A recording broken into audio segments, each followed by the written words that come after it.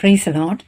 ചിലപ്പോൾ നമ്മുടെ പ്രാർത്ഥനകൾക്ക് മറുപടി വൈകുമ്പോൾ, വഴികൾ അടഞ്ഞു പോകുമ്പോൾ, നമ്മൾ ഒറ്റപ്പെട്ടു പോയതുപോലെ തോന്നുമ്പോൾ ദൈവം എന്നെ മറന്നോ എന്ന് നമ്മൾ ചിന്തിച്ചേക്കാം. എന്നാൽ ഓർക്കുക, ദൈവത്തിൻ്റെ മൗനം ഒരിക്കലും ദൈവത്തിന് അഭാവമല്ല. നിങ്ങൾ കാണാത്ത വഴിയിലൂടെ പോലും ദൈവം നിങ്ങളുടെ ജീവിതത്തിൽ പ്രവർത്തിച്ചുകൊണ്ടിരിക്കാം. യെശയ്യാ പ്രവചനം 49:15 ഒരു സ്ത്രീ തൻ്റെ കുഞ്ഞിനെ മറക്കുമോ? താൻ പ്രസവിച്ച മകനോട് കരുണ തോന്നാതിരിക്കുമോ? അവർ മറന്നു കളഞ്ഞാലും ഞാൻ നിന്നെ മറക്കുകയില്ല എന്നൊരു തിരുവെഴുത്തുണ്ട്.